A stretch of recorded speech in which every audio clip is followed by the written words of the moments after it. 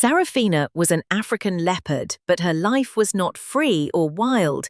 She had spent many years in pain.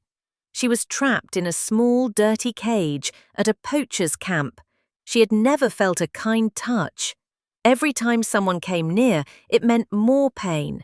So she learned to hide, to shake, and to shut her eyes, hoping the world would disappear. One day, rescuers found her. She was curled up in a corner, shaking so hard her whole body moved. No one could get close. She growled if they tried. She didn't trust anyone. Then someone new arrived. Her name was Emma Parker. She worked at the Second Chance Wildlife Center. It was a normal morning for her, but the moment she entered, the director looked worried. "Come with me," he said. He led Emma down a long hallway to a quiet room. There, in the corner of a large cage, was Sarafina. She was beautiful. Her golden fur with black spots still shined. But she was so scared, her ears were flat, her head was down, and she looked like she wanted to disappear. Emma's heart broke. This leopard was not just frightened, she was broken inside. Emma didn't speak. She didn't try to touch Sarafina. She didn't bring food. She just sat down on the cold floor outside the cage. She didn't move. She didn't speak. She simply sat, waiting. 1 hour passed, then 2, then 3. Sarafina didn't move either. But Emma noticed something. Sarafina's ears weren't completely flat anymore. They were tilted slightly, just enough to show that she was listening. That was something. Emma came back the next day. Again, she sat in silence.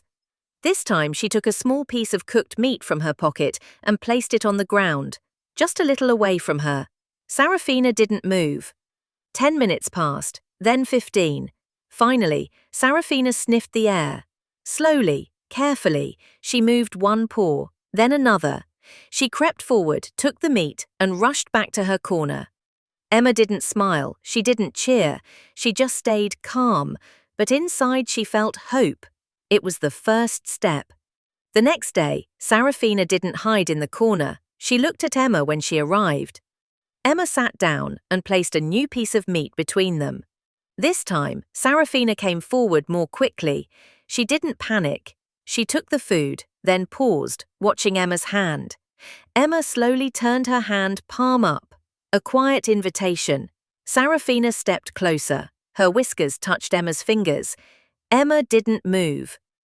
Then Sarafina pulled back, but not in fear, only in caution. That night, Emma cried quietly at home. She knew something had changed. Each day, Emma came back. Each day, Sarafina came closer. Finally, one day, Sarafina walked all the way to Emma's hand, took the food from her palm, and gently pressed her head into it. Emma didn't move. She let the moment last. Sarafina didn't pull away. It was the first time she had ever touched a human by choice. Now Emma tried something new. She opened the door to the enclosure, slowly, gently. Sarafina didn't run. She watched. Emma knelt down and opened her hand again, and to everyone's shock, Sarafina stepped out of the cage. She walked straight to Emma and pressed her head into her chest. Emma wrapped her arms gently around the leopard. For the first time, Sarafina knew she was safe. Weeks passed. Sarafina began eating from Emma's hand without fear. She stopped shaking. She let other staff come close. But Emma knew one thing. Sarafina didn't belong in a cage. No matter how kind the people were, she was a wild animal. She needed to live in the wild. Emma made a plan. She asked the center to allow her to prepare Sarafina for release. At first, people said no. They were scared. What if Sarafina had forgotten how to survive? Emma didn't give up. She showed them Sarafina's progress. Finally, they agreed. For the next month, Emma trained Sarafina to hunt again. She didn't hand her food anymore. She hid it. She made Sarafina chase it. At first, Sarafina was confused, but soon she remembered. She began to move like a hunter again, strong, fast, silent. Emma saw it in her eyes. Sarafina was ready. The day came.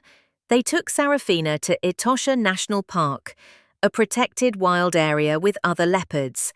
She wore a soft GPS collar so the team could track her safely. As they opened the transport cage, Sarafina stepped out slowly. She sniffed the air. She looked around. Then she turned back. She looked at Emma one last time. Their eyes met. No fear, only trust. Then Sarafina turned and walked into the wild. She didn't stop.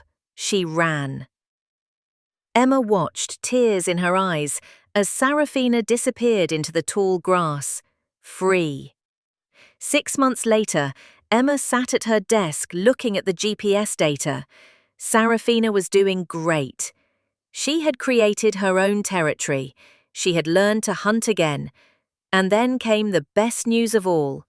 Sarafina had become a mother. The data showed that she was moving like a leopard caring for small cubs. Emma smiled through tears. Sarafina wasn't just surviving. She was living. She had passed on life to the next generation.